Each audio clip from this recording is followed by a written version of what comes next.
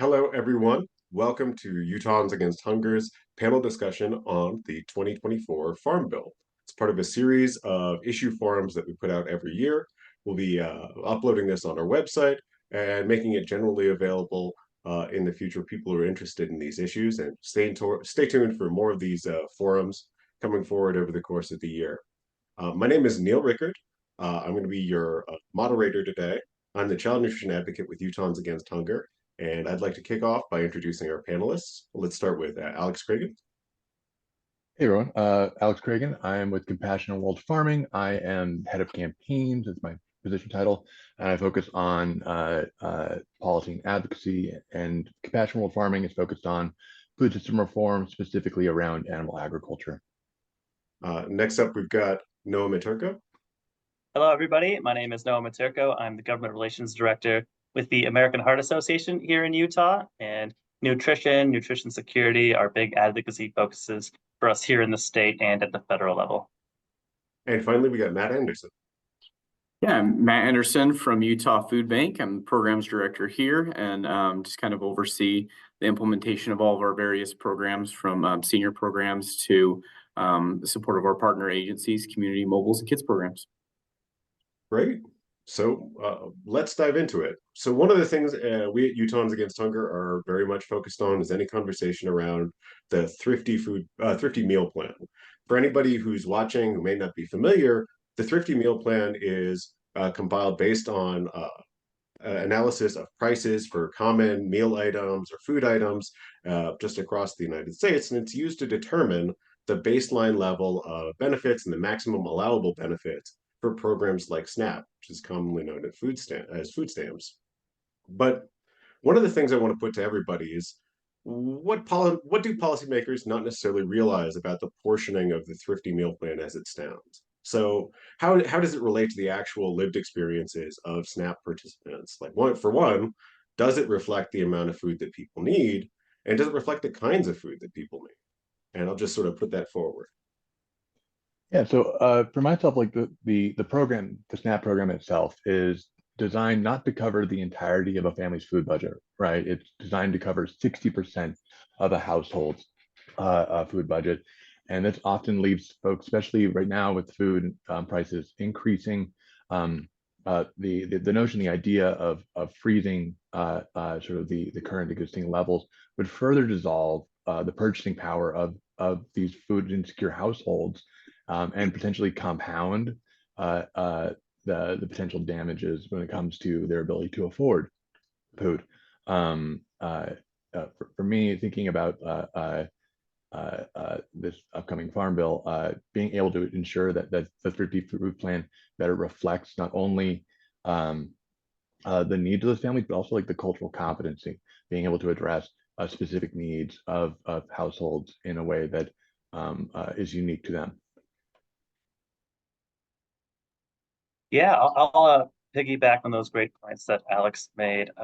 The research has shown that many people who receive SNAP benefits still can't really afford a proper nutritious diet with their current allotment. And I think in that way, the thrifty food plan has been in need of an update for some time. And any inadequacy within SNAP itself impacts the ability to improve economic security, food security, health and well-being for any families who are receiving it. So I think we're at this place where one could argue about the specifics of the proposed increases with the TFP, but it's clear that there was a need for revision, and that impacts basically the whole specter of not only family health, but of economic security and the things that these programs are meant to serve as a security blanket for. Yeah, I think too, what we see on the emergency food side is, if SNAP benefits aren't really keeping up with the cost of food that we see in the market. I mean, a lot of people, are quick to admit, man, they haven't seen prices like this in the grocery store. Their food budget just isn't going as far as it used to. And, and what we've seen across the network is a large increase of the number of first-time folks accessing the emergency food network because they, again, for the very first time in their lives, are not able to stretch their grocery dollars to the point where they're able to sufficiently be able to meet the needs of their families. And when that happens, we see a lot more folks visiting, our mobile locations or our partner agency locations to try to be able to, meet the needs and bridge that gap.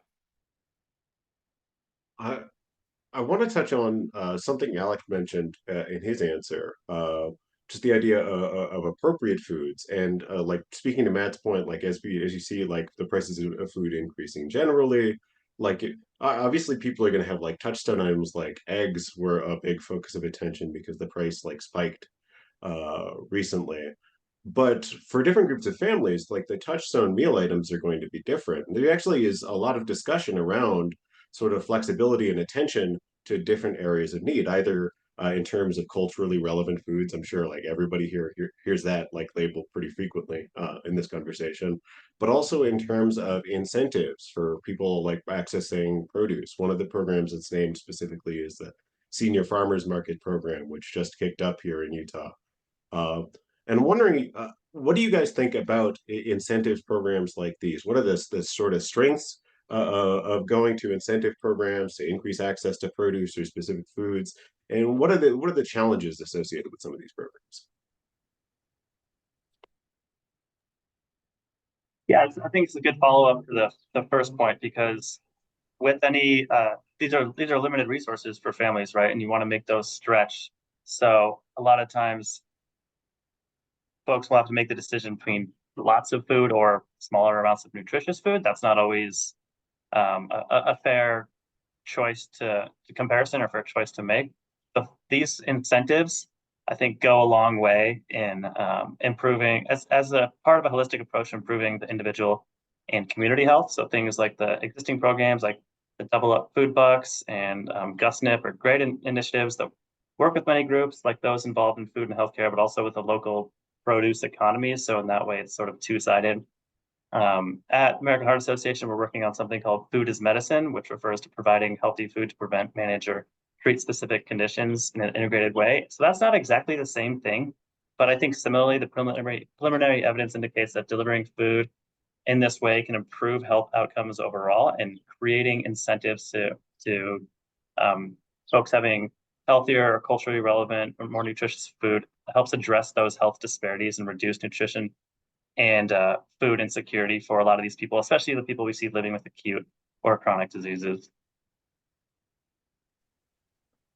Now, I'd like to add to Noah's statement there. The GusNIP program, the Senior Farmers Market program, the WIC Farmers Market program are all incredibly impactful programs, not only as a way to address food insecurity and access to fresh produce and vegetables, but also being able to invest in that local economy, right?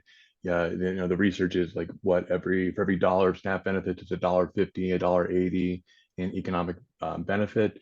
And being able to return that into the local economy, I think GusNIP is a really successful model, and that should be expanded upon. But it's also a logistically heavy sort of like program to administer, especially when you're trying to start up a farmers market program that is GusNIP eligible, and there's a lot of logistics involved there. Additionally, not everyone has access to a farmers market in their community. Not everyone feels comfortable in a farmers market community, farmers market.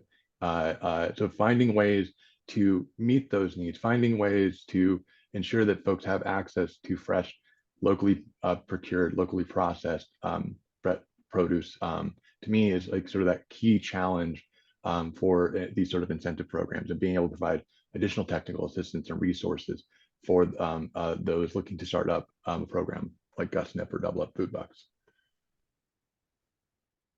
Yeah, I agree. I mean, I think the incentive programs are wonderful to help, provide some of that stopgap, and emergency food assistance. We love folks accessing the local farmers markets. But to your point, I mean, as we look at, promoting some of those new programs, there's a lot that needs to take place to get the word out, to inform the public of those programs. And again, they're not always available statewide. And so, there's, and so it changes from year to year, and there's a lot of management that goes into these initiative programs.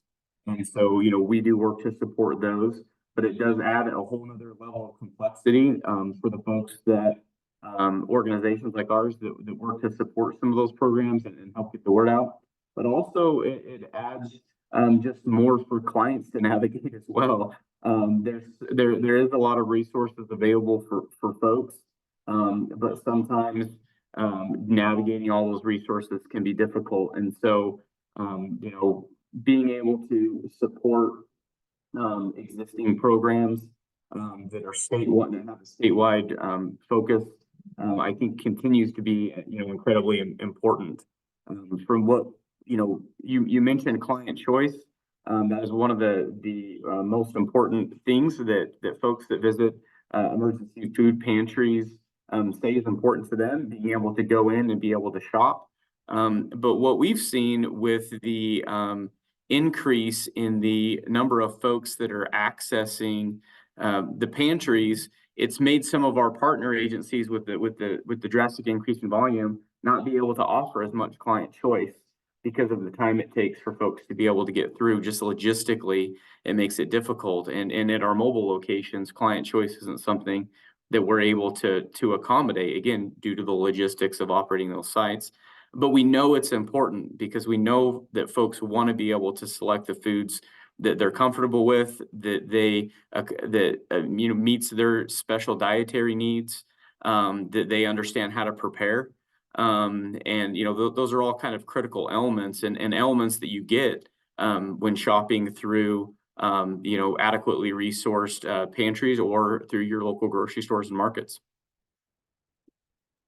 So there are two very interesting issues that you guys have touched on that I do want to follow up on. One is the challenge of logistics as it's associated with some of these programs. And the other is sort of eligibility requirements and participation just coming up front on a lot of these programs, some of the challenges and difficulties there. In the Farm Bill, a lot of the language around that relates to the SNAP program specifically and the terms of eligibility and eligibility processes.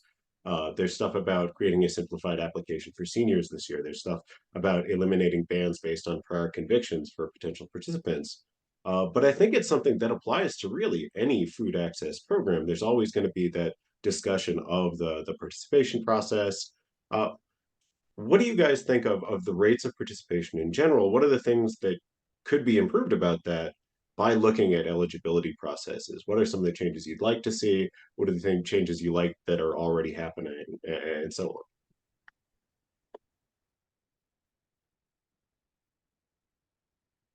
I can jump in and speak to I guess one point is something that we've been working on, for example, in our senior programs, and that is really having a targeted outreach strategy to let seniors who are already participating in SNAP understand that they qualify for the CSFP program, and being able to take advantage of that. Now it's a limited program, and currently we're waitlisted for that program, but it's a critical program, and there was a lot of effort in trying to find eligible clients this year. We were able to have our the state folks that are working at the Utah Department of Health to be able to share data with the SNAP folks to be able to know who already pre-qualifies for some of the programs, to be able to let us be able to let them know you're ready to participate. All you got to do is contact Utah Food Bank and we'll get a food box coming your way or get you on the program. And and we found that was incredibly successful. It was much more successful than any other just regular kind of mailing efforts or things that we've done before, which leads me to believe that the reason why a lot of people were not participating is because they just flat out didn't understand that they knew, or they might think, oh, because I'm on this program, I might not be eligible for this other program. It may be mutually exclusive programs, and folks don't always know if how to navigate all of that. And so I think as we look towards ways to make our emergency food systems more simplistic.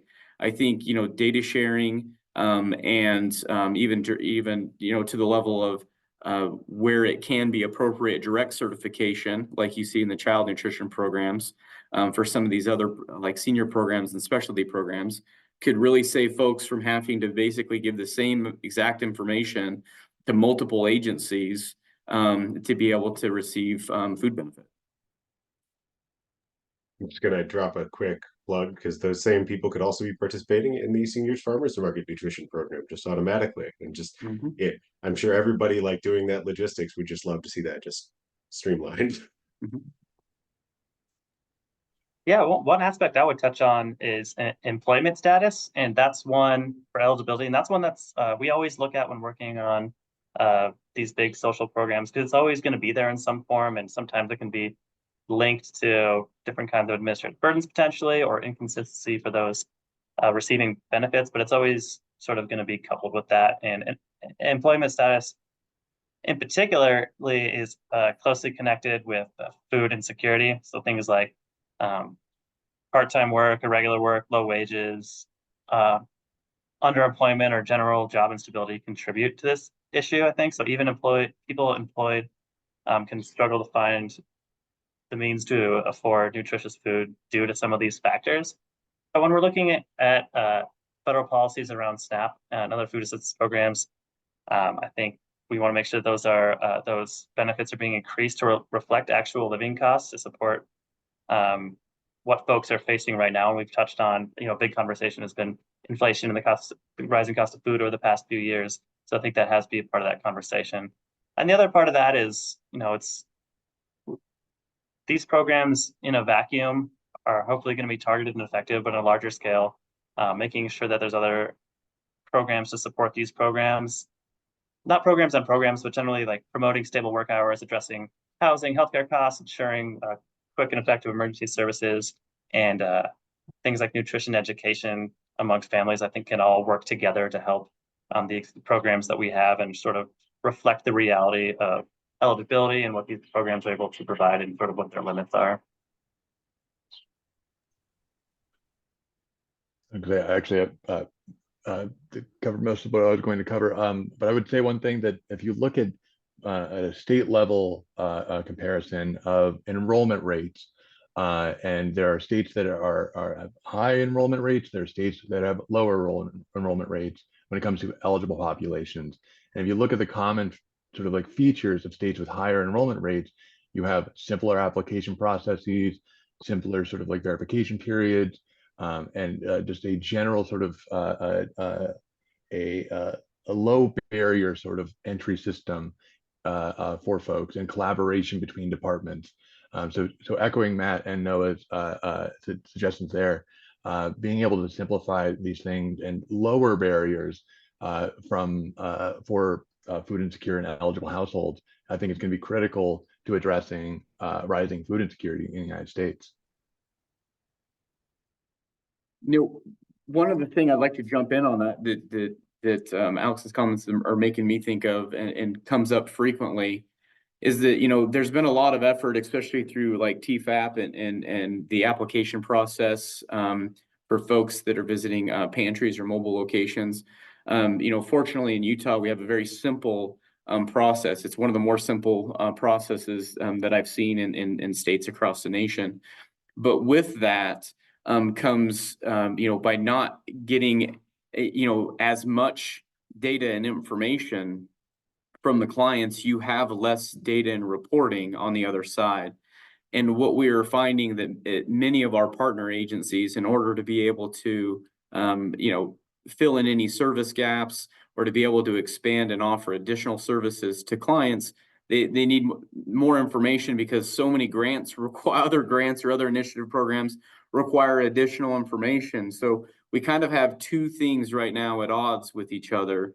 A very simple enrollment process that's user friendly, that folks feel comfortable with, and then over here on the other side is all the measurement and all of the data and requirements that folks like to see to support other types of initiatives and programs. And they want to be able to measure outcomes and certain things. And for certain very vulnerable populations, like homeless populations, being able to track long-term outcomes and things like that can be a real barrier to being able to access, additional grant funding or participation in some of these other programs. I'd actually like to follow up a little bit. You mentioned TFAP because I think it's something like even people who are relatively like literate in terms of food access issues don't necessarily realize that that's a part of the nutrition title. They don't realize the amount of work that goes into it. And I wonder if you could just elaborate a bit more on how things like TPAP, things like commodities from the federal government shape the programming that organizations like the Utah Food Bank are able to do. Yeah, I mean, TFAP is an absolutely critical program for us because it provides a lot of extremely highly nutritious foods that we're able to then pass through to our partner agencies. And so it's the Emergency Food Assistance Program is the fun acronym for that program. But it's primarily supported through excess in the agricultural markets.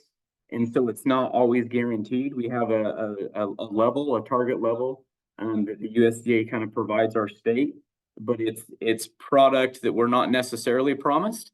But we do get to say, these are the products that we think would best serve our state and be able to kind of draw down throughout the year a value that they've kind of assigned us. But that could be pretty variable from year to year, and therefore it really changes how much service and support we're able to provide. So for example, last year we got about 5.4 million pounds, actually closer to 5.5 million pounds of TFAP foods we were able to distribute. This year we got almost 10.7. So that increase was well needed, and we were happy to receive it, and our partner agencies were really happy to receive that. But it does fluctuate quite a bit from year to year. The other part that we get access through TFAP is there are a lot of USDA bonus foods as well, and so we love to have that. If it's a great year for cherries, we're going to get a lot more cherries here that we're able to distribute through our programs, and again, those are just highly nutritious. They're they're not expired product or anything like that. They have great shelf life on them, and it's a real kind of core and cornerstone of part of our operations here. So it's an interesting dynamic. So like the nutrition incentive programs are in the Farm Bill. Specific like eligibility expansions and restructurings in the Farm Bill, and so are terms for commodity distribution. But like it covers a couple of bases. We're talking about things like, well, expanding food choice. Some of the programs do that, but if you're relying on commodity programs and you have to work around that, there's a definite push-pull with a lot of these programs. And I think a lot of people who may be watching, again, even people who are familiar with this space may not realize how many moving parts are in something like the Farm Bill. I'm going to change tack a little bit. A while back, Noah was talking sort of about communities of support, and one of the things that has been marked in this year's draft for a Farm Bill are specific age group communities. Like one of the big ones are expansion of eligibility in programs for college age students, and it's a limited expansion. Many people may not realize there's only a limited window of participation where for college students there are a lot of requirements for eligibility. But one tweak would be for kids living with their parents to have their income not counted toward eligibility up to a certain age. And a lot of these tweaks are smaller programmatic ones, but it can be a meaningful change for college age students and for young families in general. We're a young state here in Utah, and I don't know about you guys, but often in my work, that's a recurring challenge to find benefits and programs that match the needs of those younger families. And oh, uh, I just wondering if you guys think the existing networks of benefits is serving that group well, or what ground do you think could be covered on that front? Yeah, no, I think this is a very interesting topic. Thinking about some of the work I've done in the past around college student food insecurity, I believe it's like 1/3 of Utah college students are food insecure. There was a study done by Weber State on this, and thinking about some of those barriers, like during the pandemic, there were some additional waivers that were provided. For example, students with a FAFSA score of 0 were deemed eligible. I believe that was suspended after the public emergency. So considering factors like that as part of the eligibility process, also being able to deem somebody eligible as part of that FAFSA process and being able to go and say, do a simple enrollment for those students would be incredibly useful and valuable. But no, thinking about student-related expenses, those are things. It is difficult for a college student to be able to qualify and be eligible. It is difficult for young people who are living on their own to be eligible and to maintain those benefits. But thinking about potential solutions, again, some of those that are already in that House draft definitely speak to that. But I think additionally, more things can be done. For example, that FAFSA issue. Yeah, no. And I had another point, I can't remember it. I'll come back to it later if I remember. Yeah, so I was really excited about this one. To touch on some of the stats that Alex mentioned, I think there's like 1.5 million college students use SNAP benefits, but that only represents, many, many more are eligible. So this is what Matt and Alex were both talking about earlier. That barrier to entry is really meaningful to utilizing even the existing programs. And that we saw that with the temporary expansion of eligibility during COVID, where I think there was more than like 6 million students taking advantage of this. So there's obviously the need, and these programs can be a lifeline for many young adults. So I think if we can both address the expansion of these and make sure that there's better coordination, communication, and lower barriers to entry with the agencies administering those, I think those are really important as well. And, just from personal experience, working with food banks on campus while I was in college, there's a lot of students who just don't know that they might qualify for these kind of things. And there's still, even for college kids, there's some stigma around going to the food bank. And I think there's just like, oh, starving college student, ha ha ha, but it's there's a real need there. And I think these programs are headed in the right direction, I think. I think, oh yeah, go ahead, Alex. I remember my other one. The other barrier that is currently there is we have a large population of international students that are attending college and are food insecure. And unfortunately, they do not have access to this program because of the 5-year waiting period that immigrants have to wait for before they're able to apply. So being able to either shorten or eliminate that waiting period would also address some of those critical needs. Because thinking about my experience with the food pantries on college campuses, again, that was sort of one of the major sort of like looking at the representation of those that are participating in those food banks were disproportionately international students because they could not access benefits. Yeah, I think this is a fascinating topic, specifically for college students and the different barriers that they have, accessing food, even if it's available on campus. I mean, I know there's many folks that I've heard say, why are food pantries as needed if there's, meal plans for students? And, you hear so many stories about students that are in class or are working and in class and not around when any of the dining facilities are open. And so even if they have a meal plan, they have to pay for a meal plan, and then but they can only utilize it sometimes. And at the same time, they're really kind of needing these extra food resources from the on-campus food pantries to looking for things like it being able to apply for SNAP. It's more complex, I think, than a lot of folks might first think it is. I know we've seen and had a lot of folks reporting a significant, a doubling or a tripling of the number of college students that are accessing food pantries on campus this year, as again, costs all the way around have increased for your average college student. So one last topic I want to touch on, what we've already touched on a little bit. It's we've touched on the need to access food, and we've touched on the desire to provide nutritious food, and that tension, it's another one of those push-pull situations, has occupied a lot of space as drafts of the Farm Bill are starting to be released. There's disagreement as to like, well, what is the goal of the Farm Bill to provide? Well, the nutrition title of the Farm Bill to provide access first and foremost, or primarily nutrition. Like, should hot food be allowed for SNAP? Should there be an audit of the overall like nutritional content of people who are participating in programs? And it's an ongoing discussion, not just in terms of specifically the nutrition title of the Farm Bill. It's one of those debates that is ongoing anytime you're talking about things in a food access space. And I wonder if you guys could, obviously that's a big question, but as we reflect on some of the stuff we're talking about, what are you guys' opinions as to the overlap of those things? Are they inherently contradictory, or are there a lot of ways those two goals should be supporting one another?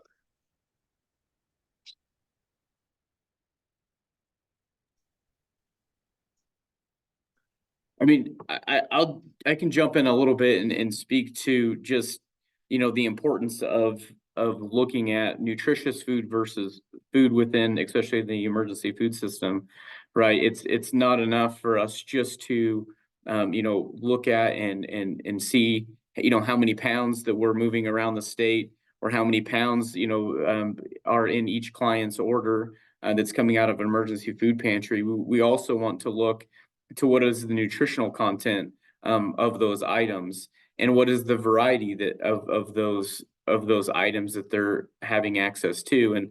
And so that's why I spoke so strongly about the TFAP program and programs like our grocery rescue program, that we're able to, eliminate food waste and get access to high quality fresh produce and meat and dairy. What we see is more of a concern, especially now, with regards to accessing what I would consider to be kind of the core foods, the essential foods that provide a stable basis for high quality meals and nutrition. That's what the clients are looking for. That's what our partner agencies are reaching out to us and hoping that we can provide.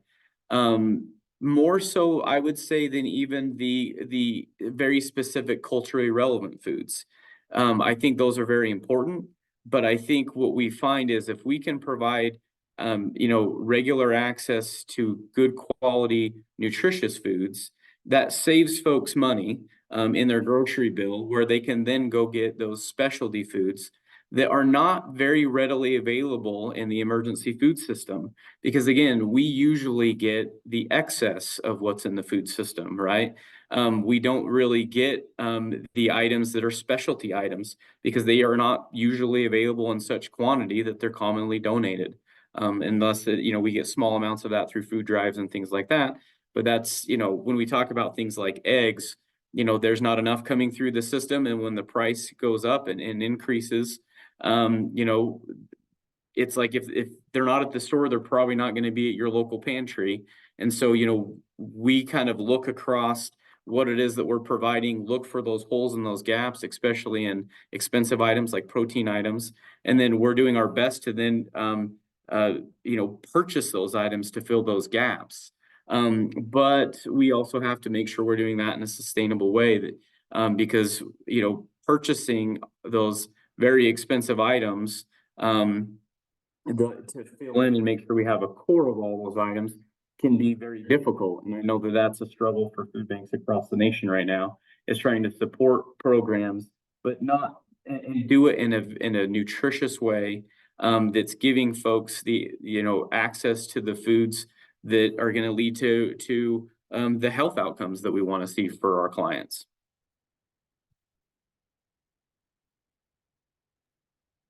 Yeah, I think that was really, really well put. And I think the dual purpose here overall, we should be filling stomachs and improving health. And I think that when we talk about the consumer choice component of this, we need to be expanding and encouraging nutritious decision making and removing barriers to that and avoid sort of policing what people use those resources for. So trusting them, making it easier while meeting that immediate need. And I think Matt really touched on that well. Yeah. Now thinking about food access, we have to think about the history of the food system in of itself, right? And well as how we've sort of developed communities, right? You have to think about redlining and the impact that has had on things like investment in communities and the building of grocery stores. If you look at where I live in Salt Lake City, I have access to 3 or 4 grocery stores within walking distance. 5, 6 years ago, I lived on the west side of the community, and the closest grocery store I had within walking distance was well over a mile. And so we have baked a lot of these inequalities and inequities into the system itself. And we need to be looking at policy solutions that address some of that food access issues. Now, in addition to that, we have to address sort of the nutritional quality of the food system, which is right now in communities that are experiencing food apartheid, sometimes the only access to food they have are highly processed um, animal protein rich sort of products that often don't meet the dietary guidelines, the dietary recommendations that are needed for there. And so we're seeing folks that are, because of the labor conditions and the working conditions that we have here in the United States, going and purchasing fast food meals, easy to cook meals, things that are going to be quick and easy, and they're going to fill their stomach, but not meet their nutritional needs. And so we're seeing a lot of folks with chronic illnesses that are diet related. And so being able to address some of those nutritional needs there by again providing those incentives and by going and addressing cultural relevance in these programs is going to be another way of sort of addressing sort of that larger questions around how do we address diet-related diseases and things that are preventable. So we're closing up right now, but just that last question was a big topic. Just the nutrition title of the Farm Bill is a really big topic to try to discuss. We really can skirt through it as we're talking about it here. I wanted to give everybody on the call just a chance to highlight a specific policy issue that you wanted to highlight related to the Farm Bill. I mean, ideally nutrition title, but honestly, there's a lot of stuff in there, and like I said, a lot of people don't realize exactly how big the Farm Bill is, how much it covers. So, as we close out, just want to toss it to each of you guys and give you a couple minutes to go wild. Let's start with Alex. Yeah, no. So there are a lot of things. Like the Farm Bill, you said, has a myriad of issues in it. One that I is particularly keen on my end of things is the a marker bill that currently has a provision within the House draft called the Ending Agricultural Trade Suppression Act, the EATS Act, which is not the same one related to nutrition, something different, sponsored by Senator Marshall. Anyways, what this legislation does is remove the sovereignty of state and local municipalities' ability to regulate the sale and production of animal-related products in their community. There are a number of states that have passed legislation or initiatives related to higher welfare standards when it comes to animal agricultural production, and this would roll that back. Historically speaking, states have had authority over on-farm production, and this would remove that precedent starting somewhere in the 1930s. So that to me is a particular concern when it comes to your ability as a citizen to advocate for how you want to see your food system, your local food system to be set up, and what values your community has when it comes to how food is produced. All right, Noah. Yeah, that's actually something that we had been looking at too, is the ability to get locally sourced food. And this is sort of outside of the Farm Bill, but when we look at things like school meal programs and things like that, how at the federal level are we supporting schools to getting local produce on their doing farm to table things like that. And then also outside of the Farm Bill, looking at if we're doing this as a holistic approach. We talked a little bit earlier about the SNAP targeted to college students and younger people. We have lots of schools here in Utah with food banks, food pantries on site. And I think that shows to us that one, these food pantries are meeting a critical need, but two, that means we need to be looking at a higher level policy solution to help address this in the long term. And we talk about things like no-cost school meal programs, and we see states doing that at various levels. So if we could see in the Farm Bill federal contributions to that type of effort, I think that's something we'd be really happy with. And Matt. Well, I first want to just express our gratitude for the folks out there, and for Utahns Against Hunger for putting this together.